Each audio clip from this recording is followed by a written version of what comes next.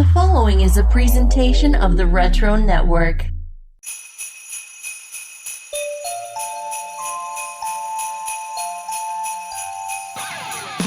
Come on in, sit a spell. We've got stories and jokes to tell. It's gonna be a great Noel. It's the Advent Calendar House.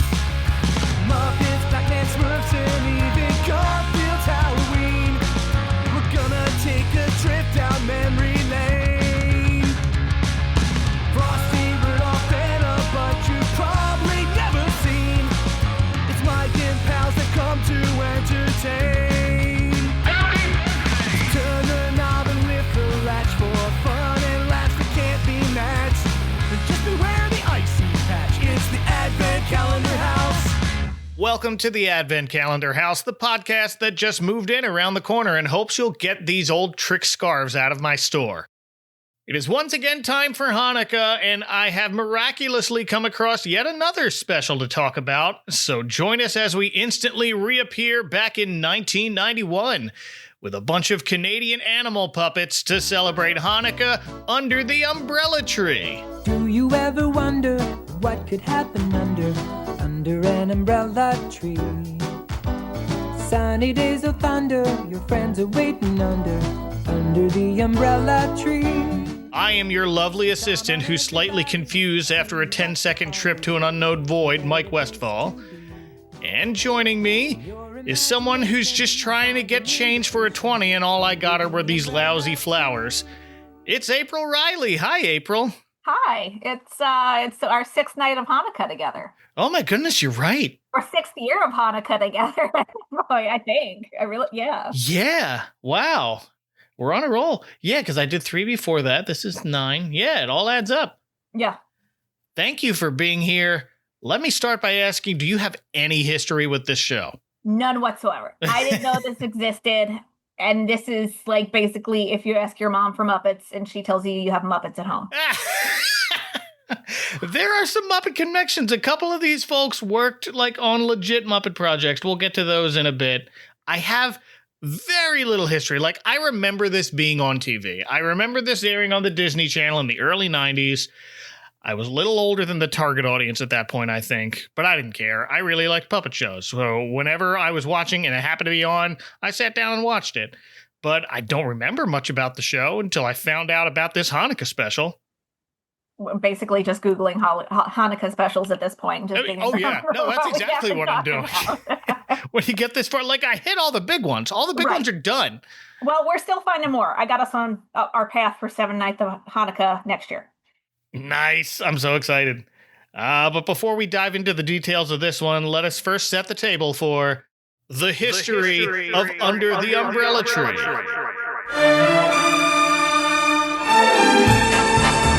Created by Noreen Young and airing on CBC television in Canada starting in 1987, Noreen Young also performs Gloria the Gopher on the show. And then the Disney Channel began syndicating it in the US in 1990, ran for 4 seasons through 93, and after production stopped, the Disney Channel ordered a series of half-hour specials, including ones for Christmas, Halloween, Mother's Day, Thanksgiving, and Hanukkah.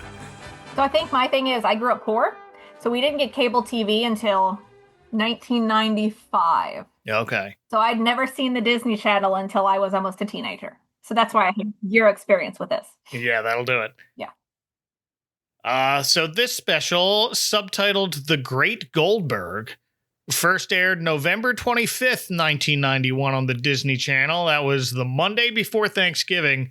Little early for Hanukkah that year, which started the night of December 1st, but they did rerun it a couple times leading up to and during Hanukkah that year, and annually for the next few years after that. I appreciate that you always come with what day Hanukkah started in any given year. That's important. Quite a bit of Under the Umbrella Tree is considered lost media, but this episode is up on YouTube, and there's one version that had better audio, so I'm going to link to that one in the show notes because the others I found had a lot of crackling sounds, and I could not handle it. This is minimal crackle. Minimal crackle. It's a bit, but I mean, it's a VHS rip, so I appreciate it being on there. Thank you to whoever uploaded it.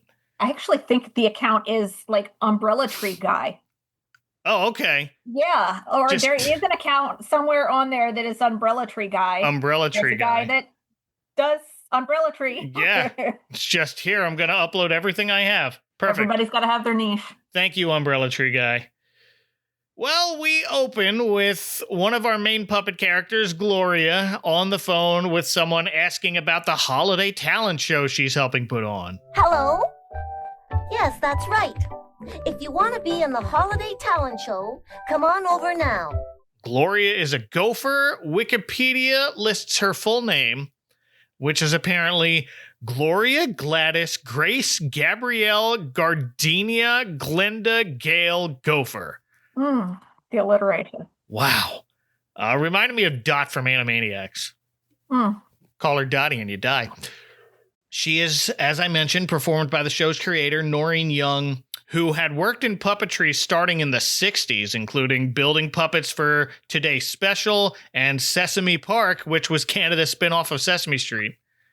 She was also the original voice actor for a Care Bears character, Baby Hugs, in 1984 special, the Care Bears Battle the Freeze Machine. Noreen Young died earlier this year in April 2025. She was 85. Okay. Sorry for their loss. Yeah. She was very beloved up there, because of this show. Like, this show was, for that group of millennials that were in that age range, because this was not cable up there. That was CBC, so. Right. Was Noreen Young was the person who was doing the gopher, not the main lady, right? Right, correct. Okay. Yeah. Well, I know sometimes they may play different roles, and I didn't know how big the budget on this was, so maybe the main lady was also the gopher. No. Okay. Nothing like that. She was a few other puppets, but none that are important to this story. Okay. And there is a bunch of characters in the background here practicing their talents for this audition that's taking place, where Gloria lives with her friends. Some are dancing, some appear to be acting. A couple are balancing things on their noses. One is on stilts. Yeah, there's a stilt walker. There's a trio of singers led by a Canadian goose in a sparkly wig, and they're singing, "Who's That Girl?" Living on a street so fancy free. Who's that girl? Everybody knows it's Holly. I didn't realize she was a Canadian goose. I'm guessing she's a Canadian goose. She looks like it with the gray beak. Or just a regular goose. Or just a regular Because goose. Yeah. What do we call a Canadian goose in Canada? They just call him a goose. She's got a New York accent, even though the show is set in Ottawa. You can hear the sorry when they say this. When they say, Oh, yeah. Oh, I've heard that a few times. Oh, yeah, this is Canadian. There's a lot of sorries in this. Yeah. The main girl here that they live with, the main human woman, her name is Holly. Okay. Very good. We'll put you on after the skydiving seagulls, okay? All right. Okay. Thanks, Carl. All right. Wearing what we call an ugly Christmas sweater, but I like it. It's red with a green Christmas tree. It's just loud is all. But it's actual ugly Christmas sweater.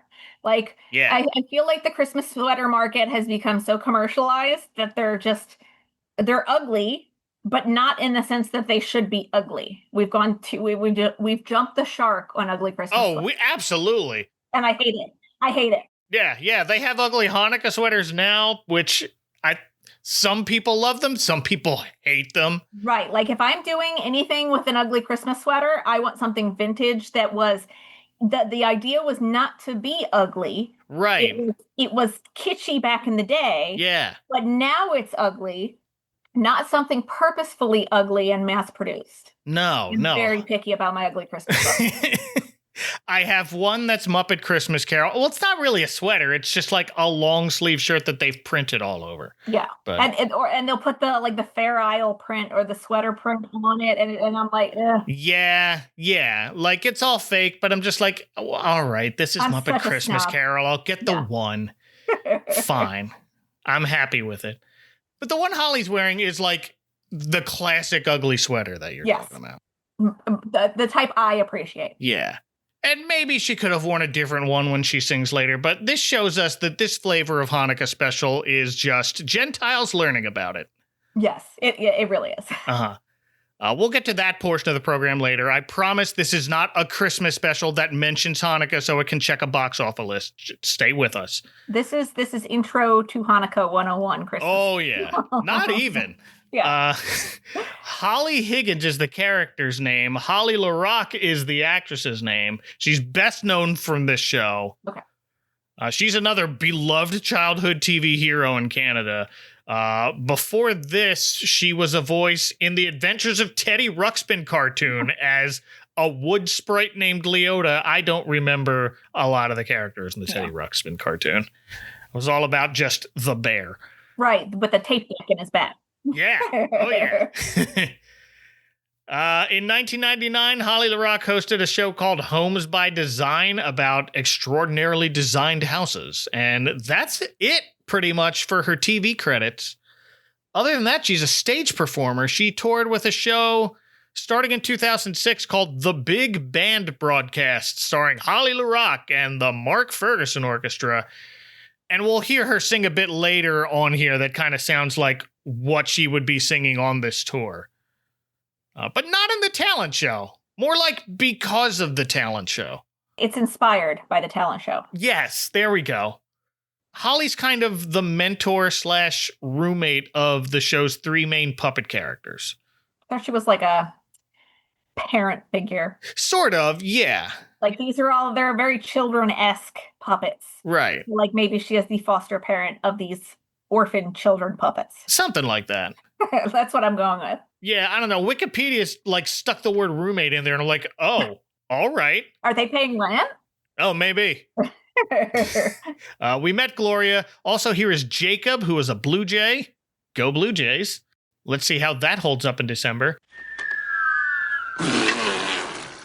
Jacob is performed by Stephen Brathwaite, who is Noreen Young's younger brother. Jacob, who's up next? Well, Calvin Crow's got a great routine on stilts, Hall. Calvin Crow. Yeah. Stilts. On stilts. Okay. Yeah. All right. Hey, Calvin, you're on. His puppeteering credits include Follow That Bird, My Pet Monster, and the Jim Henson's Creature Shop series Brats and the Lost Nebula, which is a super niche thing. Yeah, I've never heard of it. No, but it's one of those things where if we have additional puppeteers we can get to help us with this. Okay. And he answered the call. And also Bride of Chucky. That's one of these things doesn't belong here. It's range. Yeah. He's also an artist and a sculptor and has a few public works on display around Canada, including the Ottawa City Council Chamber. Oh. Yeah. Well, that's an accomplishment.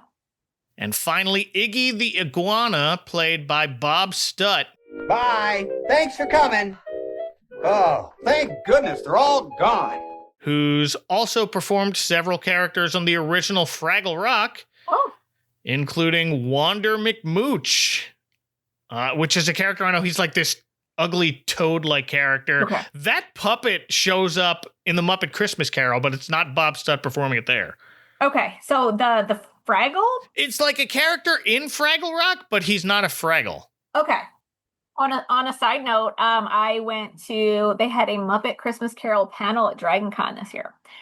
So they had the guy who voices Rizzo. Okay, Steve Whitmire. Who was the puppeteer for Rizzo. They had the woman who created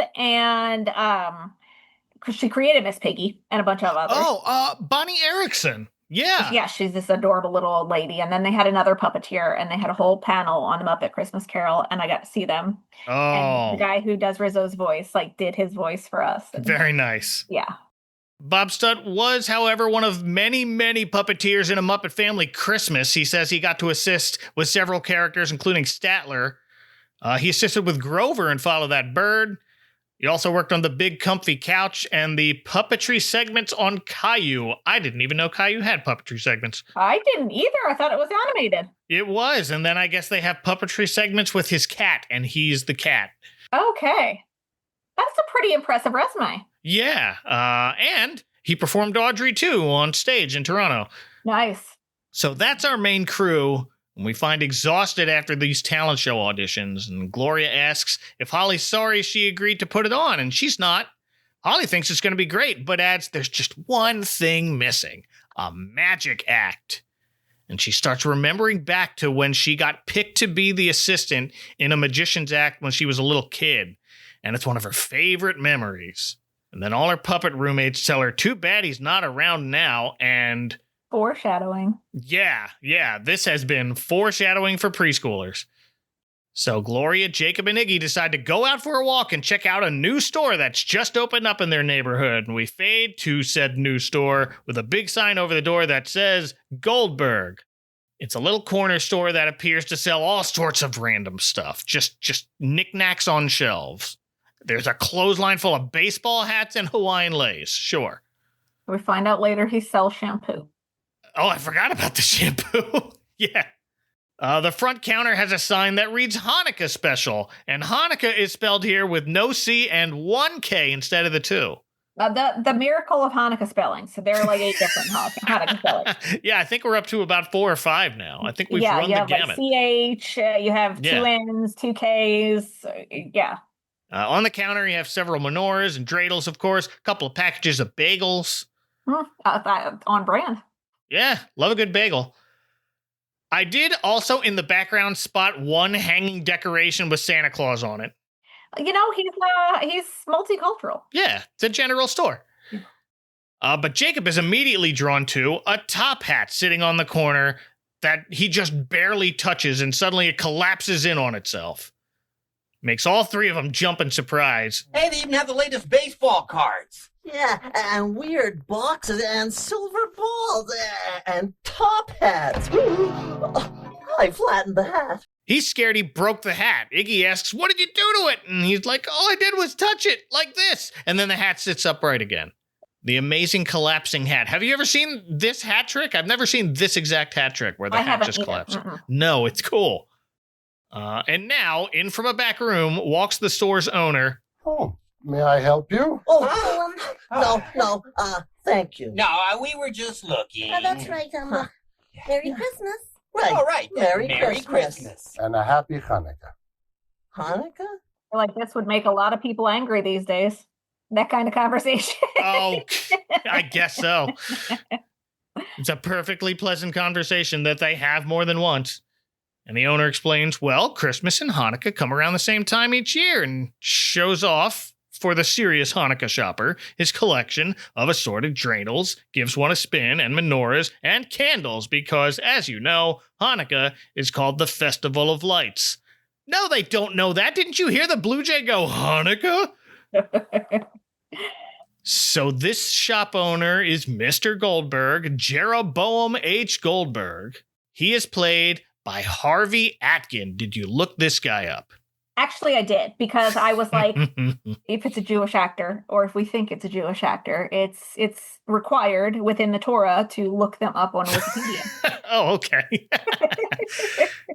But I did look him up. And the pictures I found were he was in that Meatballs movie. Yes. And he's got the t-shirt that says, when my hand goes up, your mouth goes shut. And I was like, oh, I know that. So... He's the camp director in Meatballs. Yeah. You might even recognize him from Cagney and Lacey. He's the desk sergeant on that show. But I know Harvey Atkin best as a voice actor. I've talked about him on this podcast before. He was on the Super Mario Brothers Super Show as King Koopa. The voice for King Koopa, yes. And you can kind of hear it like a little bit here. So I wasn't big on Mario the cartoon. I was big on the live. I remember the live Mario with the not the movie, but the live show. Well, this was like both. So like this was the cartoon segment of that show. Okay. With Captain Lou. Then I probably saw it. It's been purged from the files of my brain. Sure, understood. So Gloria introduces everyone to Mr. Goldberg, who says, nice to meet you, Jacob, and reaches out his hand to Iggy. Well, nice to meet you, Iggy. What? I'm Jacob. Oh, then you must be Gloria. Right, I'm I'm Gloria. You are? Yeah. Well, who are you? I wish you'd find out. Well, I'm Iggy. That's right. And it's a silly little conversation. Just a fun little game of duck season. But then he asks, now that we've gotten that straightened out, where do you live? And whoa, hey, back off, man. These are children. Yeah, like it's innocently done here just to establish, hey, we're neighbors. But am I off base in thinking that's a weird question to ask? But in 1990 and 87, 88, oh, you said what, 91? This is 91. Okay, but in 1991, I don't feel like it would be a harmful question to ask. I guess not. Because you probably don't have, like, random kids from far away without parents coming into your store. I feel like that may have been a little bit more of an innocent. Oh, it's definitely innocent here, but it's still like. It's not as creepy back then as it is now. Oh, no. Yeah, it just made me perk up because I'm the kind of dad who like tells my kids, turn off the location settings on your phone cameras.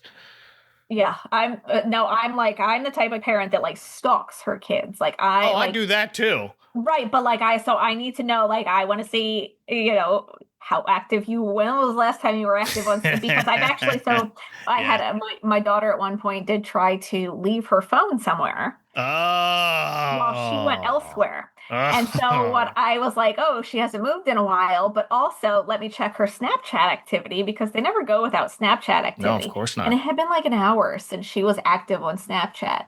And so we actually drove over to where she said she was, and she wasn't there. So we catch them in different ways now. We're not quite there yet, but my oldest just turned 15, so we'll see. Okay, you're right on that cusp. Anyway, Jacob continues showing interest in the top hat and some other items next to it, and Mr. Goldberg explains it's all part of a set for doing magic, and it's all on sale for Hanukkah. And Jacob asks, is Hanukkah a time for magic? And Mr. Goldberg explains, well, in a way you could say that. April, do you think Hanukkah is a time for magic? Yes. No, I am so tired. Like, it's just so much. Like, being a dual faith household, it's just so much. Yeah. It's magical, sure, for my kids, but I'm tired. I am tired. Oh, I bet. Oh, yeah. When you're the one making all the magic, it's exhausting. Correct. Yeah. Right. Yes, I am the Santa Claus of the home. I am the Hanukkah Claus bringer. of the home. Well, good on you.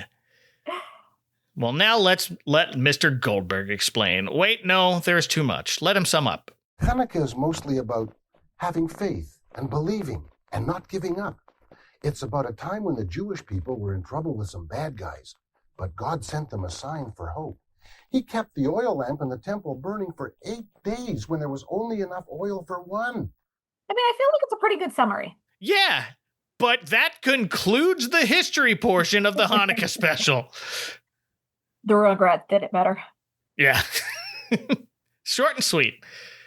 But we will revisit the theme of this later. For now, Mr. Goldberg takes out another top hat and says, speaking of believing, do you believe at the bottom of this hat there was a goldfish bowl with 2 goldfish in it?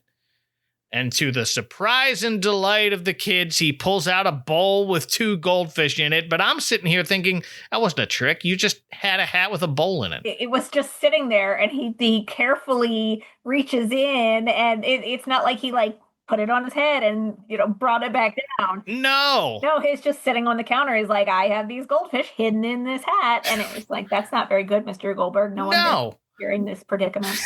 They didn't look inside first. It was just there the whole time. That ain't magic. No. But these 3 are impressed. I mean, then he does some actual trickery here. He compliments the scarf Gloria's wearing, but Gloria's not wearing a scarf.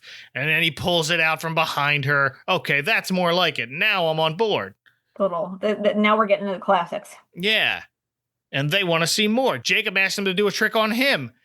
Like take a quarter out of his beak, and Mr. Goldberg says he can't do that because the quarter's in Iggy's hat. Is the quarter thing anti-Semitic? Is it? I know, like there's a whole history of like pennies and coins. Oh, look, a quarter. And the coins being thrown at Jews because they love. I was like, wait a minute, is this a reference or no? Is it anti-Semitism? It's like a board game, the game show. I'll just take that from you so you don't hurt me with it. So now Jacob asks if he's a magician, and if so, why he's selling all of his tricks. And Mr. Goldberg explains he used to be a magician, but not anymore. Now he's just a shopkeeper, and that's why he's selling all his magic stuff. Are you interested? And they are, but they're out of money. They already spent it on gifts. Rent. However, Mr. Goldberg decides to give them his old magic tricks as a Hanukkah present to his new neighbors. Well, that's very kind of him. True mensch. Yeah. But it also seemed to me like, hey, anything to get this old stuff out of my store. That's what kids are good for. Yeah, they sure are. Yep. It's literal free stuff for kids. Yeah. My kids will go, like, when we have community yard sale in our neighborhood, my kids will go, like, the end of the yard sales and just get handed stuff. Oh, that's smart. Yeah. Hey, what you got left? Right. Because people by then are like, just take it. Yeah, it's just like, I don't want to have to put this back in the garage. And then it's in my house. Yeah. Yep. I've gotten very good at just, hey, does anybody still want this? No, great, bye. Right. So, like, we're a family with ADHD. Oh, yeah. All of us. So when I find it, I put it away. And then they'll ask me like 3 years later. And it's like, I don't know what you're talking about. And then we're fine. Uh-huh. Yeah. I definitely understand that. Well, our heroes return home to find Holly still looking through her talent show lineup. In they come with a big box of stuff, and they explain the man at the new store gave it to them as Hanukkah presents. And Holly remembers, oh yeah, that's right, Hanukkah's right near Christmas. But everyone tells her this man at the store was incredible, you should see him, he can do anything. But he says he's not a magician anymore. And Jacob adds he even made a goldfish talk. He didn't make a goldfish talk, he had a bowl of goldfish out on the table and said, nice to meet you, as the goldfish moved their little mouths. These Muppets are dumb. They were... But that made Holly pause. She was like, did you say talking goldfish? And she explains the wonderful magician she was telling them about from earlier, from when she was a little girl, also had a trick that ended with talking goldfish. So she digs out an old photo album and finds a picture of herself and the Great Goldberg, and hey, it's the guy at the store. So when Holly takes out this photo album, I'm expecting to see a picture of the Great Goldberg and some little kid, but no. Absolutely not. It is just Holly LaRock in a schoolgirl outfit and pigtails looking exactly the same otherwise. I mean, I don't know how old she is on this show. Her age is nowhere on the internet. So that's the problem with people in the 80s. They were like 21, but they look like they were 37. Well, that's because everybody smoked. So she could have been 21. She could have been 37. Yeah. Yeah, she definitely looks like she's in her 20s or 30s in the photo from when she was a little girl, too. So that was funny to me. And now we flash back to the time Holly got to be an assistant to the Great Goldberg. The flashback's in black and white for some reason. How old is she? Well, yeah. Maybe she's 47. Maybe. I don't know. Maybe she looks good for her age. She looks good now. If you see pictures of her, like, she looks great. I'll have to look her up. Yeah. And here's Harvey Atkin on a dark stage in a magician's outfit, top hat and cape. He looks younger here. His hair, isn't it gray? He's not wearing glasses. Definitely the same guy. And here comes, quote-unquote, young Holly Higgins. Step right up this way, young lady. What is your name, please? Holly Higgins. Holly Higgins. Shall we make Holly Higgins disappear? Yes. I will say she does a very good job acting like a kid on stage who's never been on a stage before. Waving to our friends in the audience. Yes. Just that grin you have when you don't know what you're about to do. Yeah. So the Great Goldberg asks the audience, shall we make Holly Higgins disappear? And because this is a TV show, they can cheat a little. He does his little one to the right, one to the left, and it's just a flash, and Holly has actually disappeared. So the funny part is, like, for my YouTube, he goes one to the right, one to the left, and it flipped to a commercial right then instead of her disappearing. Oh! That's perfect timing. Oh, yours had a commercial break. Yes, it had two, actually. And so the first commercial break came when he was getting ready to make her disappear. So instead of poof disappear, I got poof commercial. Oh, wow. Did it have the actual commercials in there? No, it was like YouTube's commercial. Oh, okay. Yes. So I was like, YouTube timed it very well. Okay. Yeah, it was just good timing on YouTube's part. But then she disappears, and I just feel like, maybe we should have led with this magic trick and not the goldfish. Yeah, really. Here I'm thinking he's going to put his cape in front of Holly and do some trapdoor shenanigans or something to make it look like an actual magician's trick. She's on a ketamine-induced, vacation somewhere. Right, no. They just cut and Holly's walked off frame, and now it looks like she's actually vanished in front of our eyes, like witchcraft. Yeah. And then she comes back, and the look on her face of bewilderment is like, where did you send Holly? It's like, where was I? This is like, you ever see that old David Copperfield special where he makes the Statue of Liberty disappear? I have not been witness to that. Oh, you know how he did it? A very large sheet. They put up a big sheet, and they were on a rotating platform. So when they removed the sheet, we're just looking in a different direction. That's it. I'm impressed. A bit more high tech than this. Yeah.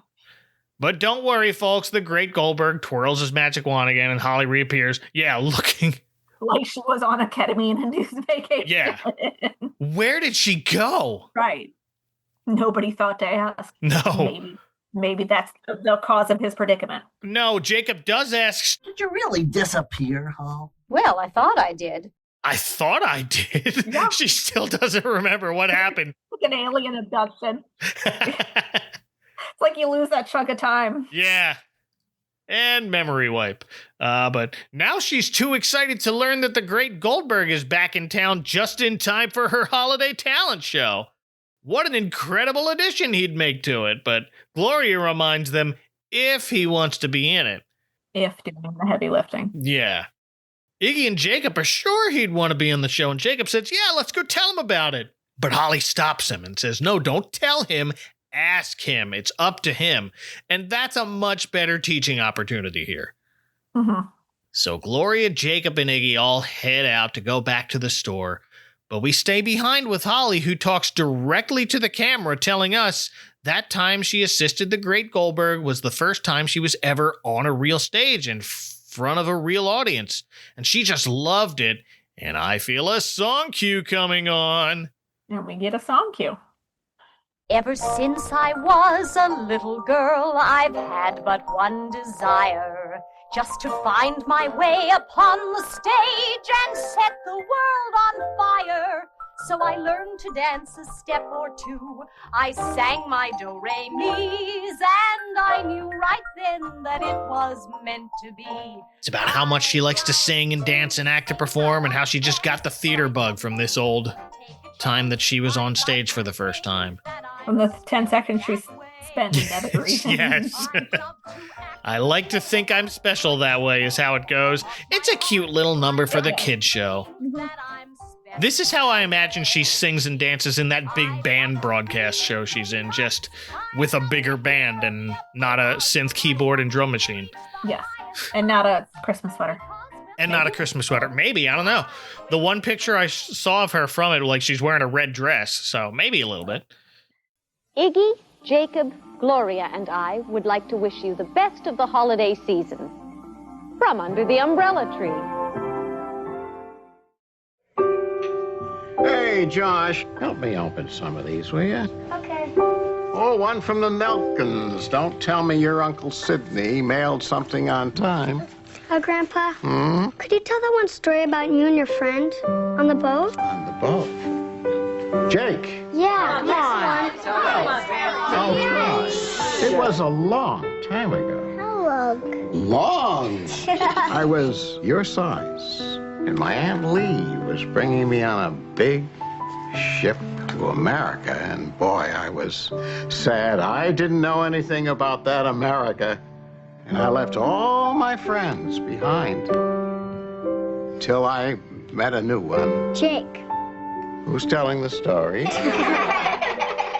Well, where was I? Jake!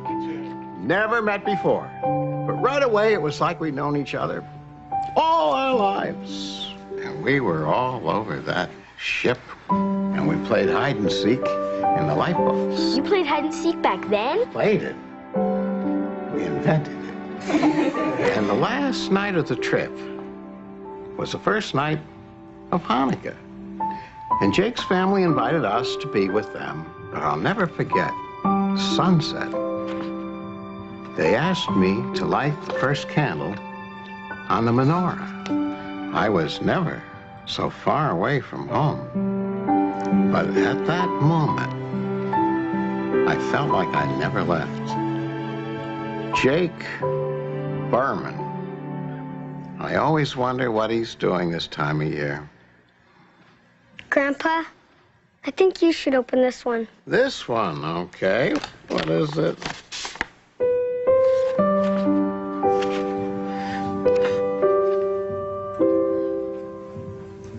What's it say? It says I'm going to have to change the end of that story. Remember that show? Hello, TV lovers. We want to know if you remember that show? The Retro Network's newest nostalgia-filled podcast that will have you flipping the channels of your memories and discovering vintage entertainment that's gotten lost in the static of years gone by. We're your hosts and we want to introduce ourselves. I'm Adam Pope. And I'm William Bruce West. Each month on Remember That Show, we will discuss a different obscure or forgotten TV show from the 80s or 90s that we love, hate, or want to debate. We'll be reliving some of our favorite TV moments from the good old days, and occasionally cracking the lenses of our rose-colored glasses. It's all happening here on the Retro Network. So remember, when you're looking for the best in nostalgic entertainment, you just have to ask yourself one question. Remember that show?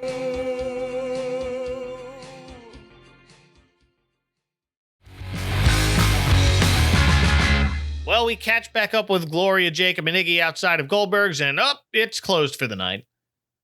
But they don't see the sign at first. Guess it's closed. They're short, I guess. They're kids. It's above their eye level. Maybe they can't read. Maybe. No, they can. They see it later. They just... Okay, maybe. They try and open the door and wonder why it won't open before they think to look up. Oh, what's that? Oh, and then they see the closed sign. And that means they can't ask Mr. Goldberg to be in the show, but Iggy decides, well, we don't have to ask him. We know he'd want to be in the show, right? Uh-oh. There's a lot of foreshadowing in this. There is. Well, yeah, I mean, again, it's foreshadowing for preschoolers, so they have to make it obvious. So I appreciate, setting young children up for the world of literary scholarship. Yeah, they want to make all of these little plot points kind of scream at you. Yes. Here's when I thought at least one of them would think to do the right thing and just wait till tomorrow to ask. But no, Gloria says, Let's just tell Holly that he said it's okay and we'll ask him tomorrow. Really, Gloria, you too? You seemed like the voice of reason out of the bunch. Absolutely not. No. Never trust somebody with a name full of alliteration. Yeah, you have too many middle names. Right. Jacob's the one who's hesitant. He's like, but he hasn't said yes. And I'm glad they call this out and make it a point to show it's important, one, to ask someone's consent to be a part of something. Yeah. And two, not to lie about it. Mm-hmm. Well, let's cut to our friends learning both of these lessons. It's the following day and we're back inside Goldberg's. And this time, they brought Holly with them. Happy Hanukkah! Merry Christmas. I see you brought along another friend. Yeah, yeah. She's your friend, too. Don't you recognize her? Oh, Jacob, that was a long time ago. Well, I'll have to figure this out. She's not a lizard, and she's not a blue jay or a gopher. She's a person. She's a person. Of course she is. I knew that. Are y'all not people? You're not human, but you're people. Are they? They're wearing clothes like people. I mean, have we ever really had this philosophical discussion of, are they people? A wise man who looked kind of like Mr. Goldberg once told me, peoples is peoples. Okay. No matter how small. Was that Dr. Seuss? No, I was quoting Muppets Take Manhattan. Okay, I was quoting Dr. Seuss. I mean, it's pretty close, yeah. Iggy adds, not just any person, she's Holly. And Mr. Goldberg jokingly replies, oh, of course, Holly the person. like Finn the human. Well, we do have to remember that like half the time he spent with her, she was disappeared. Oh, that's true. Yeah. Yeah, he needs another hint, and Holly shows him the photo of the two of them when she was a little, well, younger. And now he remembers, saying, "You were quite good at disappearing." Just like my dad.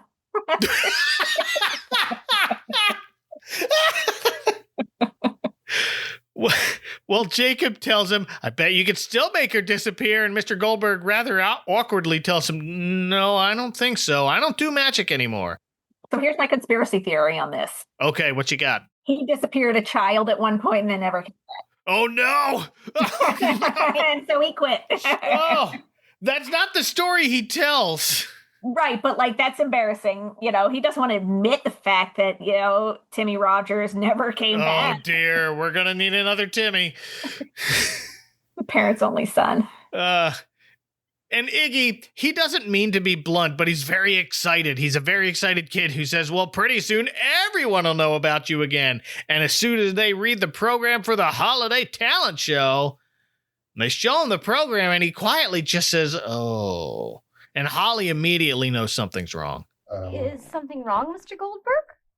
I don't remember telling anyone I would be in the show. So now Holly's confused too, and she asks what's going on. Well, not quite as angrily as I just did there. No. Again, everybody here is like very gentle for a kid's show. These children face no consequences whatsoever. Nope. All three of these kids are now tripping over their own words to come out with the truth. Through almost gritted teeth now, Holly says we'd better ask him now. So she does. Mr. Goldberg, would you like to be in our holiday talent show? And he says he would love to be in the show, to cheers from everyone else, until he adds, but I can't. And like before, he explains he doesn't do magic anymore, but now he gives his backstory. And this is about to get more real than I was expecting.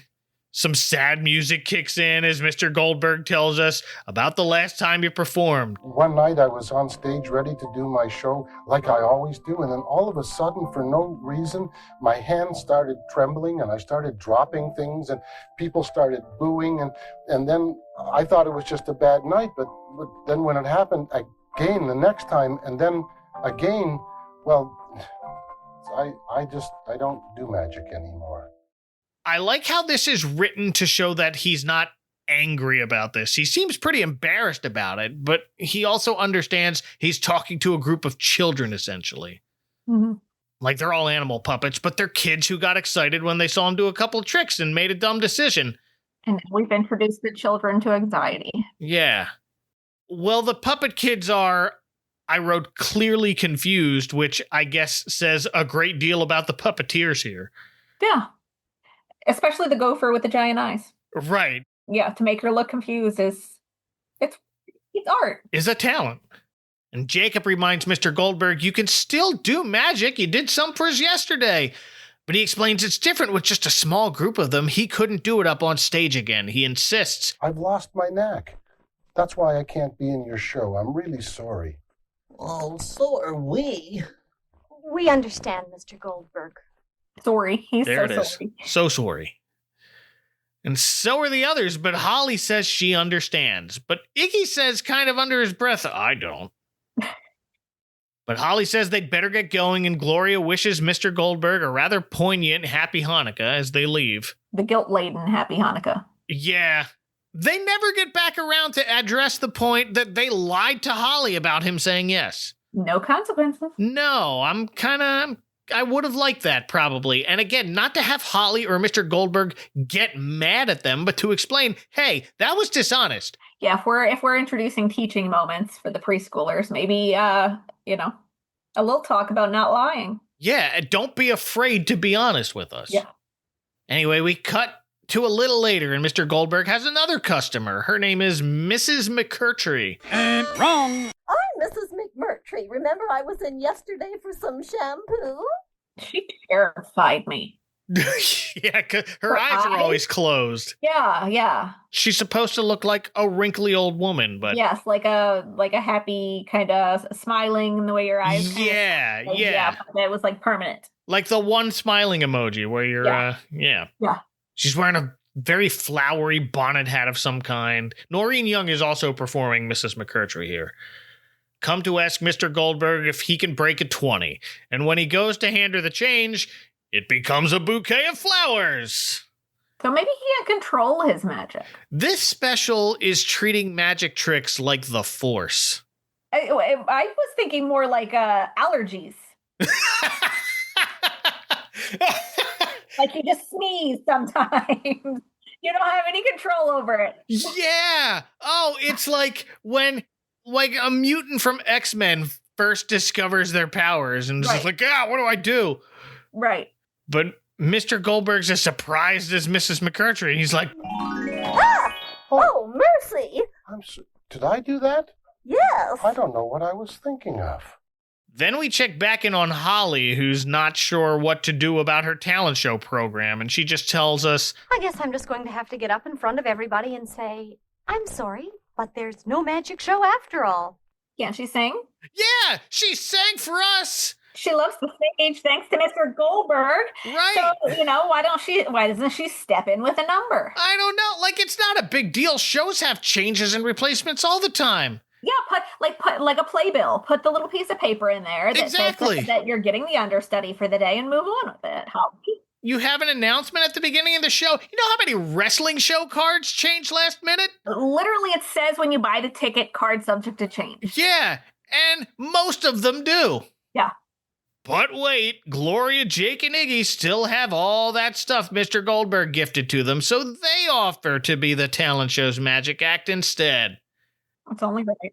Well, that sounds lovely, but Holly warns them these tricks may not be as easy to do as you'd think, but these kids are confident. They say they've been practicing, and they attempt the scarf trick that we saw earlier. And they're all using their acting voices. Why, hello, Mr. Blue Jay. Hello, Mr. Iguana. That is a beautiful scarf you're wearing. Why? What scarf, Mr. Iguana? Why, what scarf, Mr. Iguana? Right, there's a lot of why in there. You switch the H up when you're acting, I guess. Yes. But the scarf ends up in Jacob's beak. The quarter trick doesn't work for them either. Jacob looks in both Gloria's ears and declares, it's empty. And she's like, thanks a lot. Right through it. And Gloria also ends up spilling the goldfish bowl that's in the hat. So yeah, these tricks need some work.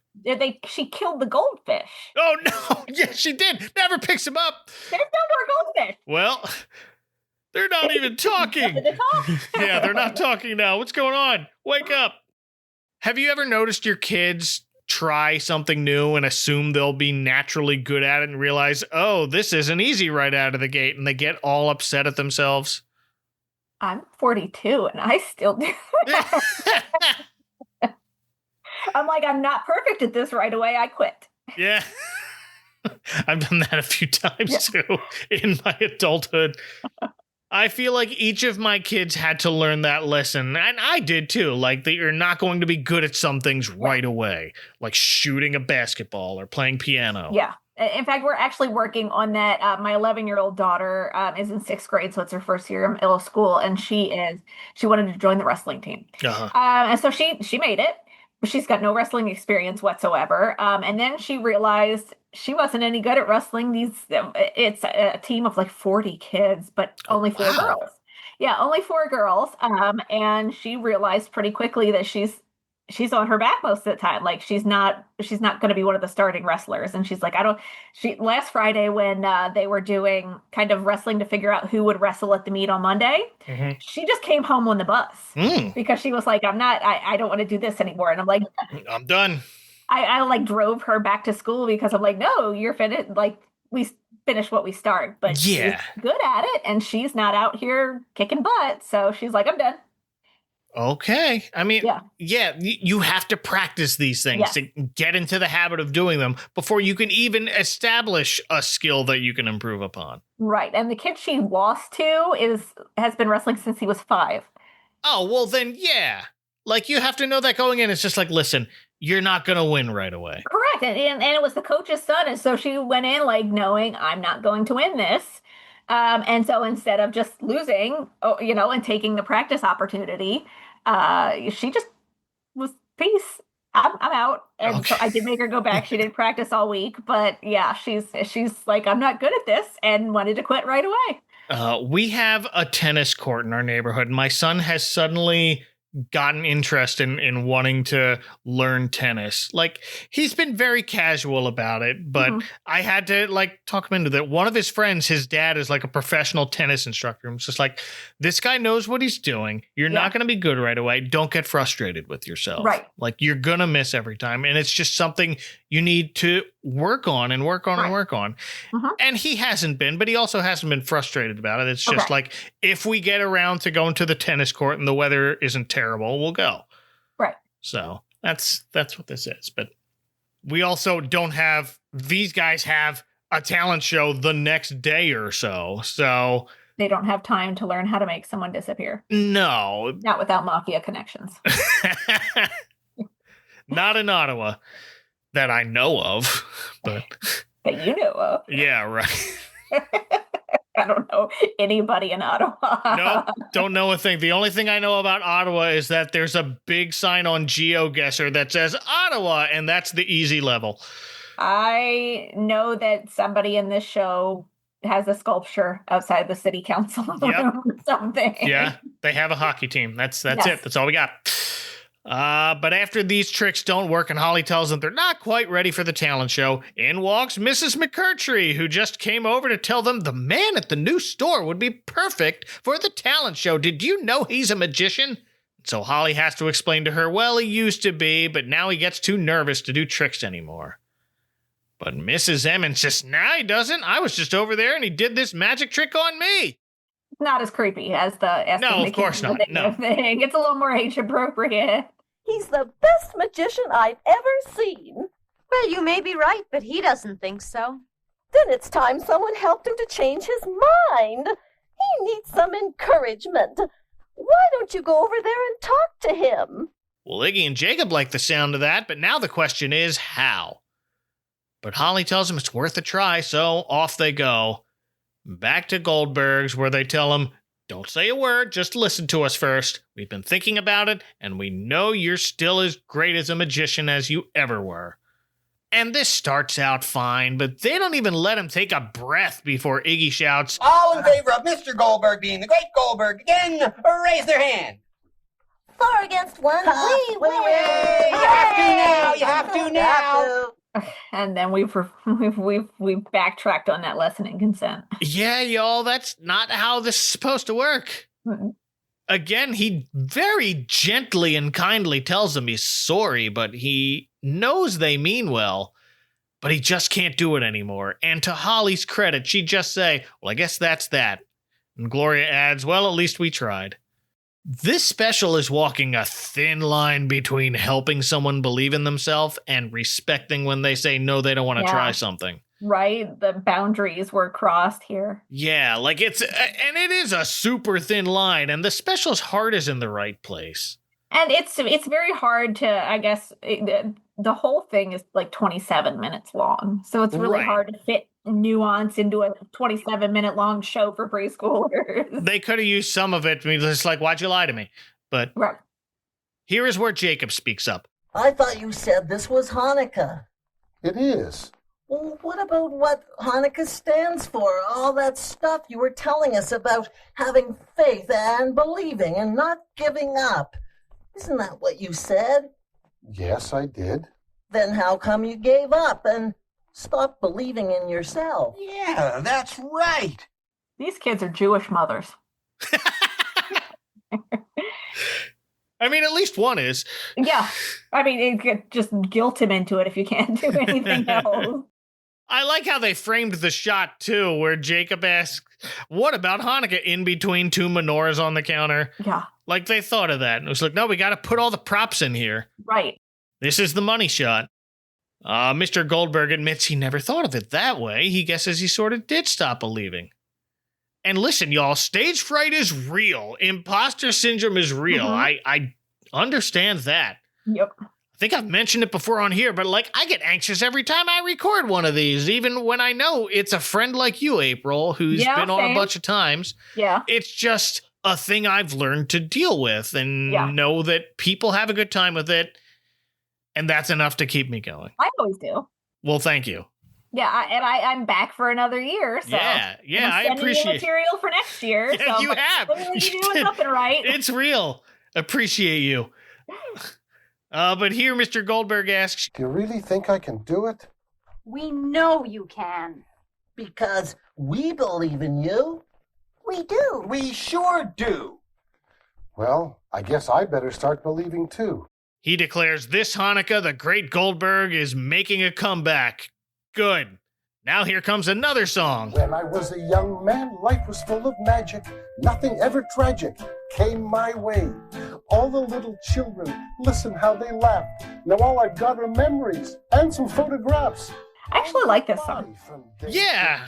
I was thinking, I hope the great Goldberg is better at magic than he is at singing, because he mostly talks his way through this. Yes, but I still, it was catchy, and it was a vibe, as the kids say. Oh, yeah.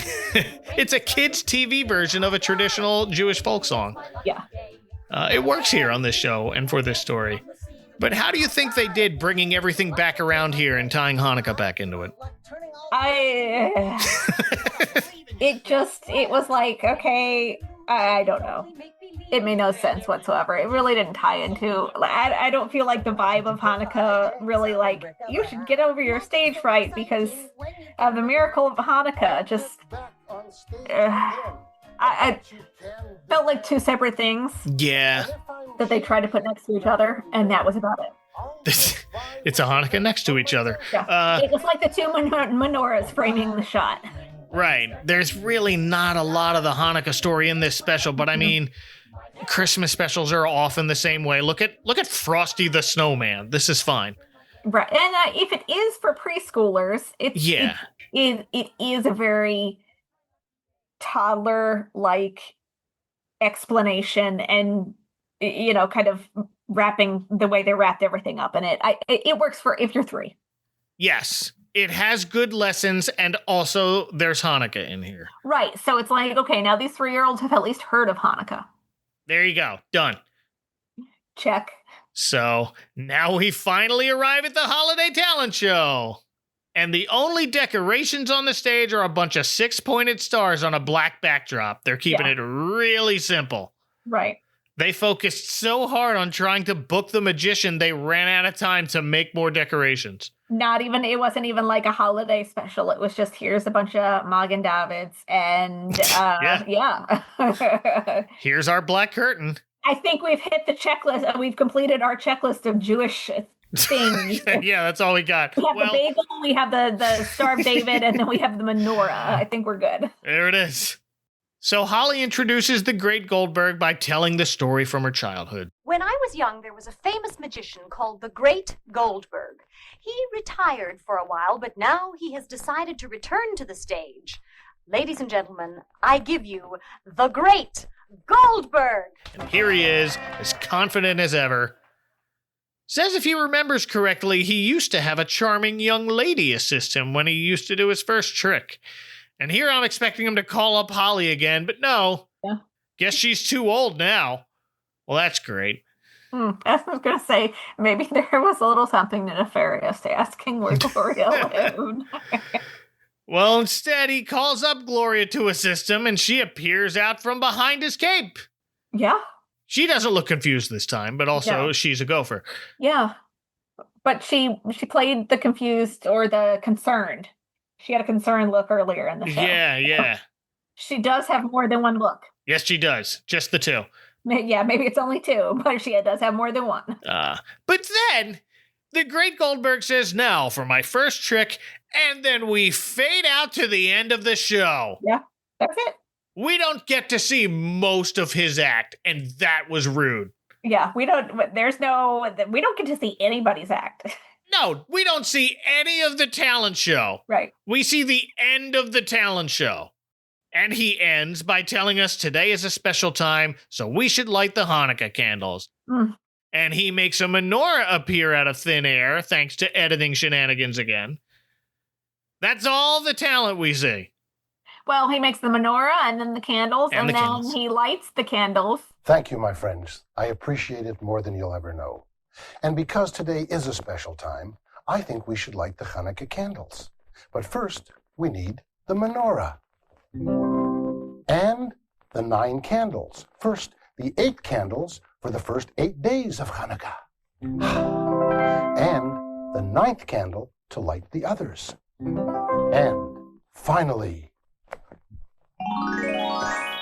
And it's like, I'm like, you could have at least lit the candles the right way. Like, he could have made everything else appear big, but he's just like, there, all the candles are lit. It's like... He even calls out the 9th candle to light the others. Right, and then they're just boom, all lit.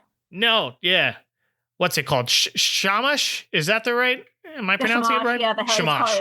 Shamash means helper, so it's the helper. Oh, okay. No, he just snaps his fingers and they're all lit. Which is like, well, then why'd you tell us? Right.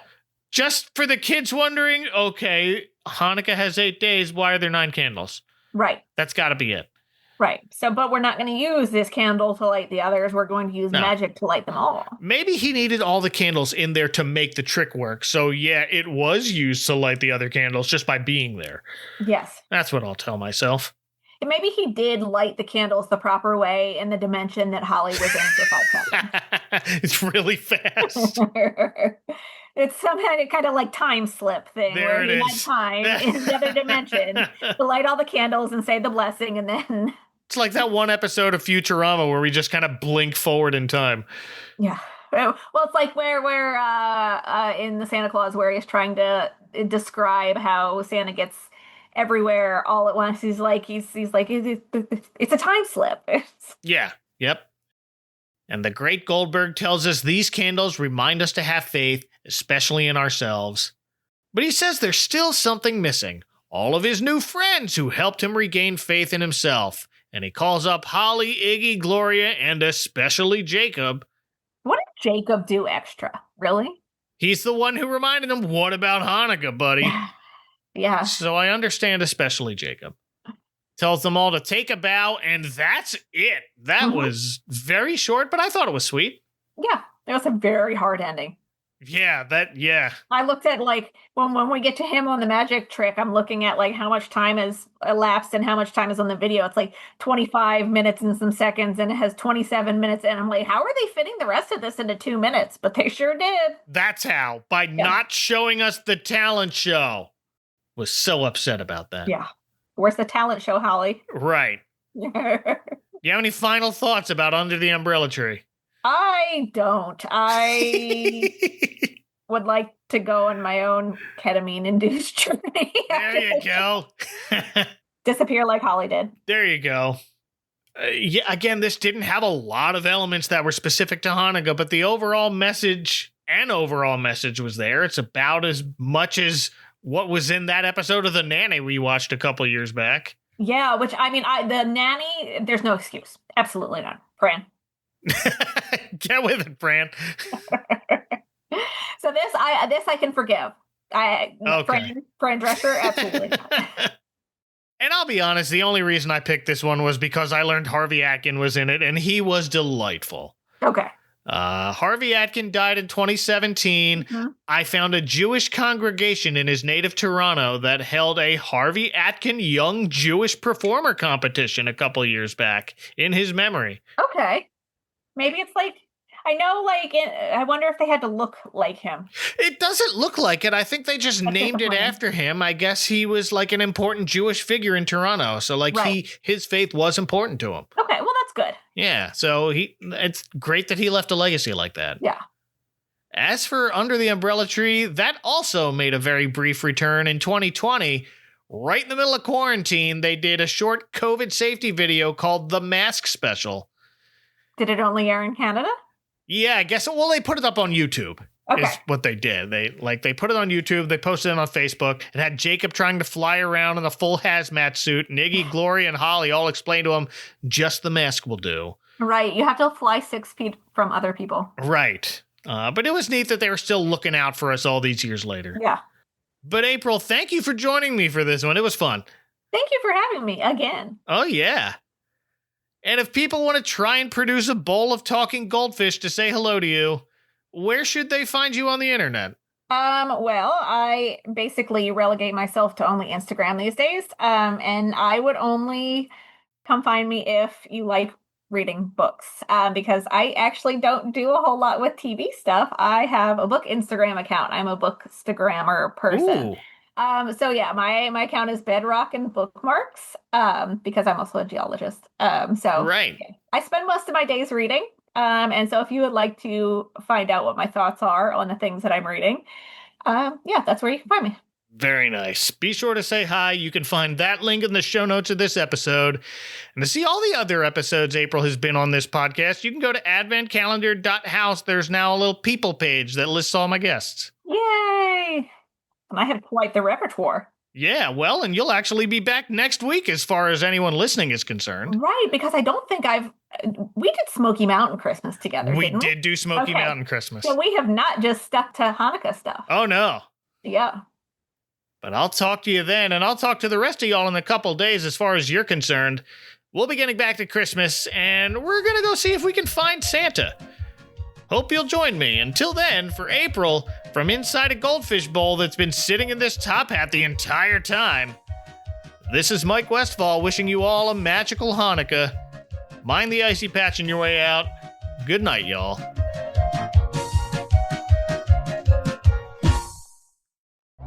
This has been a presentation of the Retro Network. Next time on the Advent Calendar House. Join the kids from The Cosby Show, Punky Brewster, Silver Spoons, and Gimme a Break on an all-new holiday treat when Andy Williams and the NBC Kids search for Santa.